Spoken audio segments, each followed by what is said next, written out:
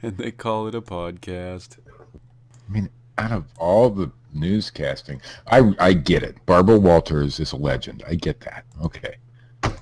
But there's no other reason, Steve. There's no other reason. There's not some big, like, she's hot in some way. Fuck a legend. Fuck some other legend.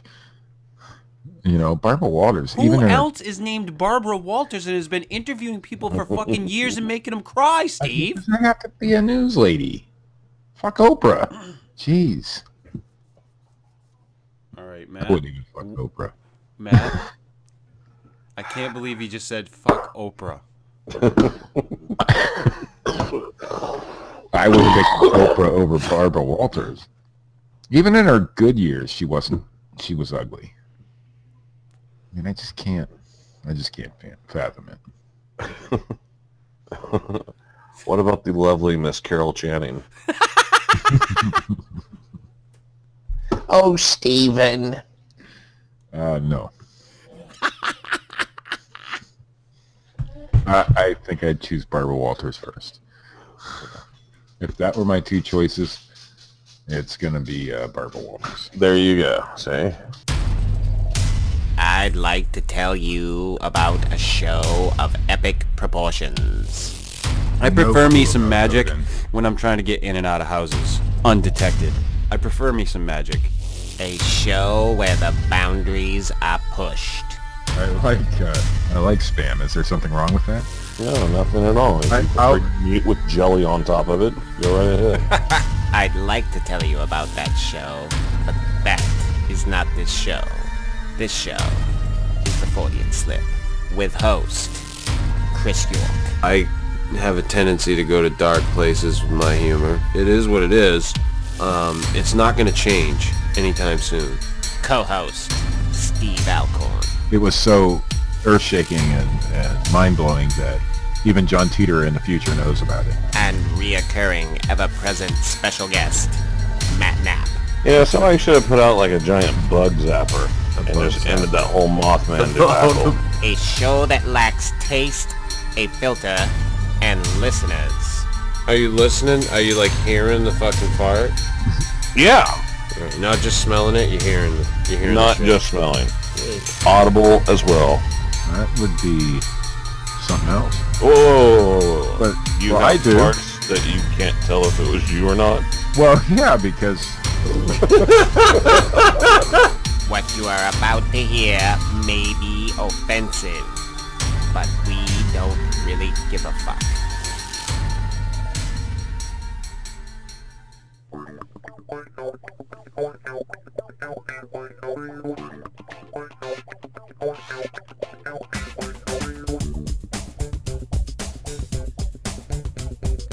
Good evening, ladies and gentlemen, and welcome to the Fortean Slip. This is episode 35. We don't know what to fucking call it. Because we're all lazy. I woke up an hour ago. And that's the show you get. This week on the Fortean Slip, we watched George Clooney and Ewan McGregor in the glorious movie The Men Who Stare at Goats. Gentlemen, welcome. fine movie. Fine movie. Don't fucking lie to me. I thoroughly enjoyed it. I will fucking bring this back around to Barbara Walters. You keep this shit up. No, let's not go there. Reporting live from Barbara Walters' vagina. I'm here, Matt! I told you should have recorded all that. The winds and rains are really picking up now. Matt, there's a smell I can't quite put my finger on. I just thought of Al Roker when you did the weather report from Barbara Walters' vagina for some reason. I don't know. He probably has. That's what I'm guessing. How do you think he lost all that weight? I was gonna just say that's how he gets so fucking skinny. We're gonna have to edit that out. Why are we gonna have to edit that out? Well, I'm assuming Al Roker listens to this show. Oh God, that hurt. Yes, he does. Back to you, Chris. It's hot. That bit never gets old. Oh God. It got old the first time you guys started it. Yeah, I'll come up with a snappy fucking title for this goddamn episode before I put it up. But for now, it's just that episode. It is episode 35, right? Sure. Yeah. Why not? It's been a couple of weeks since we did a show. Last time we were going to do one. Steve hadn't watched the movie yet, and I was pretty fucking tired. So we went with no. I was prepared and ready, however. Yes, Matt, for the first time ever, was ready to go on time. And had prepared material. No, that wouldn't be the first time. Matt was ready on time tonight, too. That's right. You are correct, sir. Yeah. Listen, a good joke only works as if it's exaggerated. Oh. That's the point. My humor is not always, like everybody else's. So. Oh, God. Anyway. I believe existent was the word you were looking for, Steve. Anyway, I saw this movie a long time ago. I can't even remember when I saw this movie. Perhaps 2009 when it came out. I don't know if I saw it that year or if I saw it like a year or so later. But I thought I'm always been I'm not a huge George Clooney fan, but I like some of the fringe stuff that he does, like "Oh Brother, Where Art Thou," and like this movie. That and, I did like. I actually liked Leatherheads. I thought that was kind of a cute little fucking movie. This is what it was. It was a fucking cute little fucking movie, and he had that. Leatherheads was decent. Yeah, and he had that wacky fucking look about him, like the whole movie. Yeah, like that jackass look. Oh wait, that's what he always has. that goofy smile until he puts on the serious face. Right, that one. I wonder if he had that when he got into that argument with the guy about Barack Obama. But anyway, and Ewan McGregor, what's not to fucking like about Ewan McGregor? I mean, besides the fact that he actually put himself in the Star Wars movies, which I loved him in the Star Wars movies as Obi-Wan, but it's like, And that one movie where he's running around with Scarlett Johansson. Oh, The Island. Yeah. Yeah. But then he does shit like that motorcycle trip with his buddy, and they fucking put it out as a TV series or some shit. Yeah, he's quite the artist. Yeah, he's different. But of all the roles that Ewan McGregor has done, and people might find it to be, inane and a mundane role that he's done, I loved him in fucking Black Hawk Down. As the fucking office guy who winds up having to fucking go out into battle. Never fucking really fucking been on the line. Yeah. Just great movie. Perfect fucking role. I haven't watched it. You've never seen Black Hawk Down? No. Of course not. Fucking Christ, Steve. That's a God honest truth. I've never seen it. And there's a couple of other honorable mentions in this movie, Oh, it's Jeff Bridges. Oh, yes. Yeah, and fucking hold on a second. Jeff Bridges is one of those guys who, walks into roles like this, and he probably doesn't even have to fucking change his clothes. Yeah. He just shows up. Yeah. Like Tron. Exactly. He just got done ripping off the bong. He just pulled something out of his closet, put it on. No, he literally just got up out of bed and walked onto the Tron set. Those are his PJs, his onesie. If we're talking about the new Tron. Right. And fucking Spacey's in this, too. Yeah, I'm not really familiar with anything he's done. No? You might have heard of Glenn Ross, Matt. Doesn't ring a bell. Put Kevin the goat Spacey is down. like an immortal. Goats are for closers, Matt. What can I say? I love Glenn Ross. That fucking movie is awesome.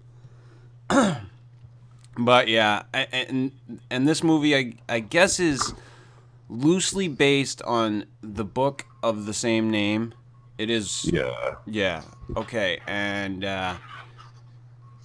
it's the book is based on events, I guess, that may have happened, or We can't get any actual confirmation. could have happened. It's, talking about all that stuff where the military, studied psychics and things like that. Well, we know for factual that they did do that sort of stuff, but how much of that was real in the book or in the movie? Right. How much of that was true to this? Right. Is questionable. But yeah, the U.S. This is all about how the U.S. military wants to try to use psychic powers as a weapon, and it's McGregor plays like a reporter or something, right? Yeah, If I he's remember a right. Yeah, and he's a newspaper editor or something like that. yeah, and he goes. Did we even watch this fucking movie? I watched the fucking movie. It's just been a Yeah, while. he was a reporter. Yeah, From like a small town newspaper. yeah. Or not a small town, but Ann Arbor. And he gets fucking wrapped up in all these fucking hijinks. And by the end of the movie, his character is like all in. Yeah. His wife leaves him, so he's gonna try to show her that he's a real man, a real reporter, because she leaves him for the big name reporter or whatever. So he's going to go to Kuwait and report on the war, and he just kind of runs across George Clooney's character. Right. It's while like he's there. one of those one thing leads to another type of things. Right. And just one weird occurrence after another. He's walking through the forest, slips into the rabbit hole, and just keeps falling. Right. And then there's this whole, dynamic between Clooney and Kevin Spacey, and, Jeff Bridges' character and, what they're trying, the infighting that's going on, this whole military unit that's trying to employ psychic powers. The story ggets really funky. And I think at the end they kind of dose everybody with LSD and Yeah. it gets fucking wacky. But I mean, this is the and the other thing that I liked about this movie, because I'm a fucking Star Wars fucking geek, is they referred to the psychic powers as being Jedi warriors. And what is more funny than fucking George Clooney talking to Ewan McGregor about Jedi warriors after he fucking starred in the Star Wars movies? It's awesome. That I thought was great. It's one of those surreal moments where you're sitting there going, huh? They should have turned to the camera and winked. So, I did. I love this movie. I thought it was it was a fun movie. Now, do I buy completely into the story that this movie tells? No. Do I buy that the U.S. government has looked into doing this type of shit? Absolutely. We know that they've done stuff with remote viewing and trying to, super soldier type programs. They've done it. I mean, to George what extent? Clooney's character, his actual character in the movie, was based on a bunch of different people, but a large part of the character was based on a real guy. And that guy, for instance, really does claim that he killed a goat by staring it down. And did all this stuff, for the military and everything. And the guy also runs a dance studio, just like his character did in the movie. Nice. Yeah. That's wonderful. It's wonderful, and it's a little scary. It is a little fucking scary. But I mean, not one of those movies that you're gonna sit back and at the end. And I think we've said this about many of the movies that we've enjoyed. you're not going to be like, that was Oscar worthy. That No. that took my breath away. I mean, There was some good, maybe laughing a couple of spots, there was but some really good moments in the movie. I mean, overall, I thought it was a piece of crap, but there were some really good moments. My favorite was at the end where he tells the story, and all that makes it on the news is the Barney thing. And I thought, that's typical of what would probably really happen if somebody were to tell a story like that. So I enjoyed that part because that kind of rang true. And the Barney thing really did happen in Iraq and all that stuff. So, yeah, I'm sure there's all kinds of damage control that we don't see on a daily basis. And that's such is the way of life. I mean, look at your own life. Look at how many times in a day or in a week or in a month or in a year that things happen in your life that you try to fucking sweep under the carpet so nobody knows about it. And then just multiply that by, I don't know, 1 million. Yeah, it's just my internet time. Yeah, exactly. Christ. Going back, deleting history, deleting favorites. Make sure all that's gone. Yeah. Yeah, exactly. they have that in private browsing on Firefox. Try it, Matt. See, he can't go with the joke, Matt. This guy, He just can't. I'm trying to help Matt out. See, this goes back to the Barbara fucking Walters thing. He just can't fucking understand that it's for the story. I understood, but I'm just trying to give the man a tip. Yeah, I'm gonna give somebody the tip too. Anyway, is it gonna be Barbara Walters? it might be. She is getting out of showbiz. She's gonna have some time on her hands, Matt. At least that's what they say. They none of them fucking jump out. Larry King, I'm retiring, but I'm still gonna do a show every so once in a while, and I'm gonna do voices and. Fucking Christ, they don't fucking retire. Johnny Carson did. Yeah, Johnny Carson. He did. He dropped off the face. He of the did earth, drop off the but he face was of the dying. earth. Yeah. Yeah, but And he was also, from what I hear, he was also sick of it too. He was doing the big retire. Yeah. He didn't die for several years after the show. No, he didn't die instantly. We're all dying. No, Steve. of course not. Listen. You're dying from the day you're born. I'm slowly dying, Steve. Could you say a prayer for me? Yes. I was answering that. Oh, Steve, we forgot to inform you. From now on the show, you have to refer to me as Professor Chris. Professor Chris? Yes, Professor York. Professor York, Professor Chris, whatever you prefer. The Professor. Professor.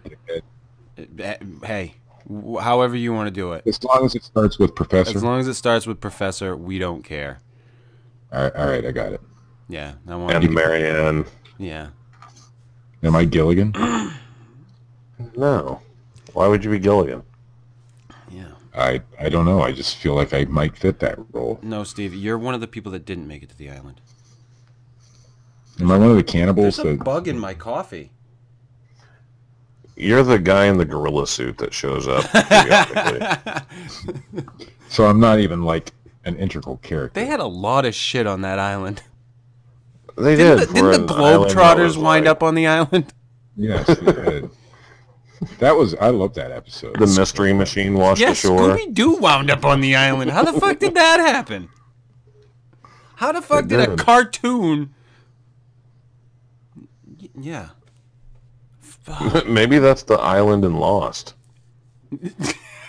That would have been hilarious though if they had found if they had found the SS Minnow. SS Minnow.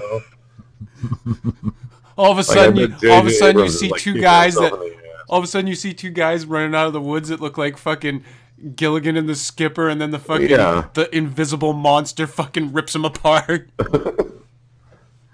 J.J. Abrams is going to hear this show, and he's just going to kick himself in the ass. Yeah, because that would have been a great twist for the end. That's like a fucking M. Night Shyamalan twist. Yeah. Where the fuck did we derail there? Holy fuck. Yeah. I think it starts with Barbara Walters. Yeah. No, don't you worry. I got a little fucking treat for you on that one. Well, The Men Who Stare at Goats. Yeah. I'm going with not a great movie. Definitely a good and an enjoyable movie. Steve thinks it's shit. well, no, I'll give it, 1/3 of a thumbs up. 1/3 of a What is thumbs it up. with this guy today? It's got He's fucking like the fucking Al Qaeda. Jeff Bridges, Ewan McGregor, and George Clooney. I did like the part about it where he thought it was the Al Qaeda. Unless it was they were gonna directed by a die. 5-year-old, I think a pretty decent movie can come out of that. Oh, I just, Or that guy that I directed thought X-Men it was slow 3. to develop, really, honestly. I mean, I like the storyline. I like the idea of the movie. I just thought it was really kind of drug on. Really kind of drug on. Yeah, I mean, Not enough psychic action for you. there wasn't hardly any, really. It's based on a real event. Of course there's not. How much psychic he did the activity do cloud you thing. see out in the world, Steve? He did the cloud thing. The cloud bursting. Oh, Yeah, God, and the then- cloud and busting. then, There's Oh, lots of okay. people that do that, So Steve. no, this goes back to another thing. Okay, so here's a good story for everybody. When I was a sophomore in high school, and I've told both of you about this guy, I do believe. But I was a sophomore in high school. I actually, I was one of those kids that went into high school and they stuffed me ahead in science.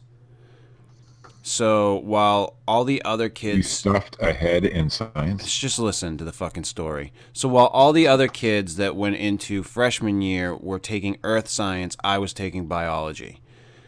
So I was already right into taking my lab sciences. But I fucked off enough so that they'd kick me back my sophomore year so I could take earth science.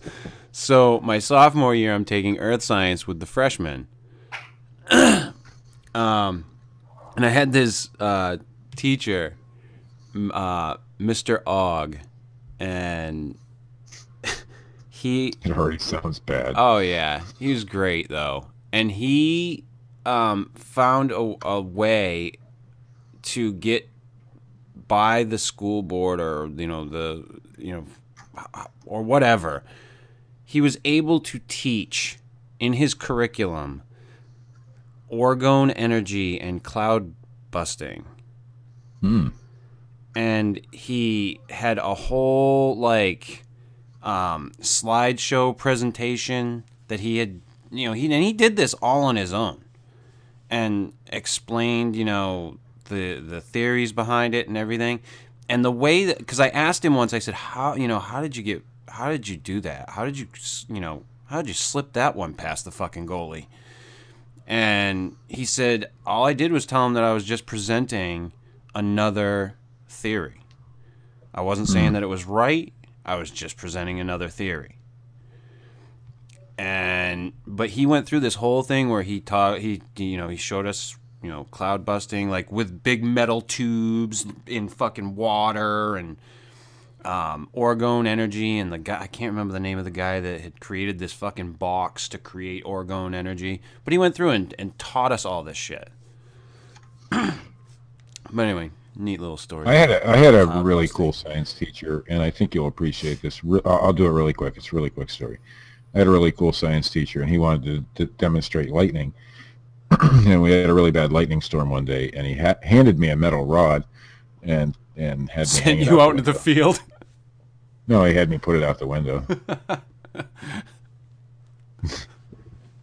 It didn't work, but Yeah. that is a true story. I caused my science teacher to retire. What's that? mean? That same teacher later gave me a hell of a good recommendation to get into college, so I forgave him. Shit happens. But yeah, so did the government try to create, psychic warriors? Goat killers. I mean, I'm gonna go with they probably did. Oh God, yeah, of course they did. I I mean, mean- it's a well-known fact that they tried. Right. So I mean, the movie has some basis in truth, but I mean, it's a movie. Yeah. And almost anything that comes out of Hollywood is embellished and over-dramatized. I mean, look at the movie Argo. There was a lot of stuff in the movie Argo that never happened. But it was put in there for dramatic effect. You know, but... Well, yeah, you have to make it entertaining. Yeah, and that's the thing. So you got to look at these things, you know, in context a lot of times. But, you know, did these sorts of things happen? I believe they probably did. There was a lot of I think they still are. Yeah, but I mean, I can't see that. there was a lot of wacky shit that started going on in like the 60s. And I don't think it stopped ever. Well, I have a video on my YouTube channel of it's an actual U.S. military video where they gave the soldiers LSD. I mean, so they tried all that sort of stuff. Now that was more of the MK Ultra stuff, but Right. you know, it was under the same, I think, banner. They were trying to make super soldiers, and they were using alternative techniques like that. So Yeah. it's kind of fun to watch that video. Slick Toys, SLIKTOYS, on YouTube. Yeah, of course you get that fucking plug in there. And on that note, Steve, don't you have some fucking news?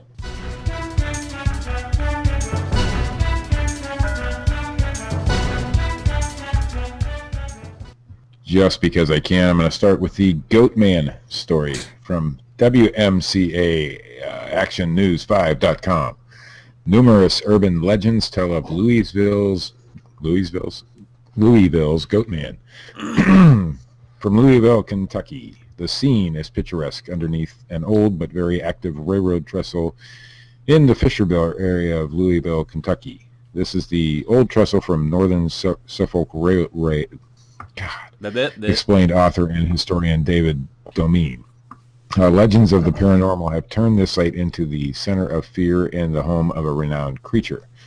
Dominguez said, the Goatman of Pope Lick, as he's known, they say he's part of man and part goat and maybe even part sheep. But if it's in Pope Lick, wouldn't it be Goat Boy?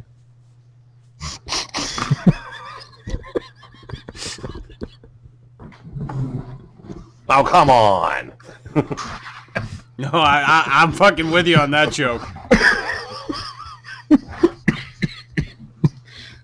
I need some water. Matt, I will follow you to the gates of hell with that one. I think that was the best interruption of a news story I've ever. One tale, Dominguez explained, said the Goatman arose as a tale of a local farmer back in the day. He tortured a herd of goats for Satan and signed a contract with him and forfeited his soul. In the process, he was converted into this terrible creature. That's his excuse. He was torturing them in the name of Satan. And he was turned into the terrible creature that was sent to live under the trestle, seeking revenge on people. Another popular legend Dominguez shared claims a circus train was crossing the trestle one day, and it derailed, and in one of the cars there was a kind of circus freak. An actual goat man, if you will. Whether it's a farmer who made a deal with the devil or a so-called circus freak seeking revenge, there is one thing everyone agrees on when sharing tales about Or if it was just Goatman. a drunk asshole. That is what he looks like. Dominguez slowly describes the beast. The legs are muscular and covered with coarse dark hair. He got the same dark hair on the parts of his body. His face is alabaster, they say, and he has horns as well. The legends don't just stop at his gruesome features, but also focus on the methods he employs to claim his victims. Narratives claim he also has powers to draw you to your death by either hypnosis or voice mimicry. He also has the ability to decimate your lawn. The Goatman supposedly is a very sly creature, and he does all kinds of things to try to trick you into going up to the trestle. He's been known to mimic the voice of children who are calling for help. Once you climb on the tracks, there's no way to escape death from an oncoming train. Hey, man, come on up here, man. It's safe. I got beer. Lots of hot chicks up here, man. No thanks, believe it or not. Goatmen. Believe it or not, if you want to, you can check out the Public Monster because he has his own Facebook page. You can find the Poplick monster at the Vatican.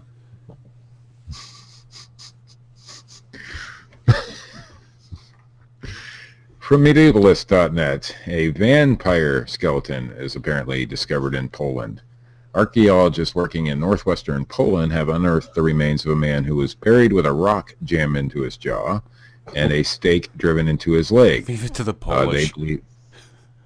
They believe that individual was considered to be a vampire and given a deviant burial by the local population. The discovery was made in a cemetery outside a church in Kamien-Pomorsky, a town close to the German border. They believe the skeleton dates back to the 16th century. It was found facing east instead of west, the typical orientation of a burial, and with a wound in the leg. At first, the lead archaeologist thought the injury was caused by a gunshot, but later tests revealed it was a puncture wound caused by a wooden stake that was meant to prevent the corpse from getting up. The archaeologist also found that a rock was placed into the man's mouth so hard that it knocked out his top front teeth. It was a common method to have stones placed in the mouth of a person suspected of being a vampire. The fact that he was buried in a church cemetery initially puzzled the archaeologist, but Gorka told the Polish website Kamiński.info that we have to realize that the cemetery existed from the 13th to the 18th century, but not in every burial. It was during a period when it was not in use that he was buried, somewhere along the side of the initial cemetery. Maybe he died from those items. And from the Daily Mail. Put some rocks in his mouth. Maybe Wouldn't that'll that suck, though? maybe Mouthful that'll of cure rocks? him. Like, just think about that. That's Guy's got like fucking measles and they're just shoving fucking rocks in his mouth. Satan has From the you. Daily Mail. From the Daily Mail. Mystery radio bursts could be messages from aliens. In 1967, British astronomer Jocelyn Bell Burnell was left stunned by mysterious pulsing signals she heard detected coming from outside the solar system. For months, she suggested the signals could be part of an extraterrestrial intelligent origin. or her dad. But they were later proven to be rapidly spinning stars known as pulsars. However, a new series of mysterious signals known as fast radio bursts has again not got astronomers scratching their heads and wondering if maybe we're picking up alien messages. Fast radio bursts are radio emissions that appear temporarily and randomly, making them not only hard to find but also hard to study. The mystery stems from the fact it is not known what could produce such a short and sharp burst. This has led some to speculate they could be anything from stars colliding to artificially created messages. The Pattern telling us how to build a large vehicle that will allow us to travel to where they are. I was going to go with the genetic code for a creature that will destroy us all. Oh. The first fast radio burst was spotted, or rather heard, by radio telescopes back in 2007. But it was so temporary and seemingly random that it took years for astronomers to even agree it wasn't a glitch in one of the telescope's instruments. The signal, which lasted just 5 milliseconds, was named the Lorimer burst after its discoverer, Duncan Lorimer. The radio emission was so dispersed, experts suggested it must have come from a great distance away, possibly billions of light years. But early estimates said there should be 10,000 of these events a day, so when the fact that another wasn't discovered until 2012 was troubling. A recent discovery in April of this year of a FRB, or fast radio burst, using the giant radio dish in Puerto Rico confirmed to astronomers that there are signals and they are real, but they're no closer to finding out the answer as to what they are. Theories so far include flaring stars, white dwarfs merging, neutron stars colliding, and most intriguingly, alien signals. This extraordinary finding It's the last one, Matt. indicates... I know. I was just thinking. I'm pretty certain it's the last one. Yeah. Okay. The extraordinary finding either indicates an as yet known or unusual astronomical phenomenon, or it could indicate that this is a vast alien communication network and the universe is teeming with intelligent life forms, says Nigel Watson. It's the universal author- interweb. Says Nigel Watson, author Somewhere of in deep space, there's an alien sitting on a toilet with no toilet paper. author of the And his UFO smartphone. Pass me some paper. His smartphone, Author of he's the- sending a message to somebody. Anybody? author of the UFO Investigations Manual, Nigel Watson. Nigel. Yeah. Every unusual... Who else could author something like that other than a person named Nigel? Every unusual signal from outer space encourages us to wonder if it's from an alien civilization. Since this signal seems so elusive and hard to interpret, then this should be a candidate for further analysis. And that, fellas, is the news. That's wonderful. I think we're going to call this one The Men Who Stare at Goatmen. I like This has been Or episode you could call it, 35 of the Fortean Slip. We what would did the Pope lick? go away. We'd like it if you would go and subscribe, like, share. Share it with your Press friends. all the buttons. Yeah, press everything. Start hitting buttons. Just embed it somewhere. We don't care. Steve wants I kinda to like the Pope lick. Steve said he wants to have an intimate moment with Barbara Walters. Steve did not say that. And he says hello to Mr. Rosie.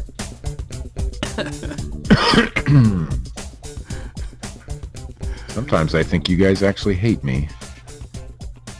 It's Steve, it's a love-hate thing. It's completely love-hate.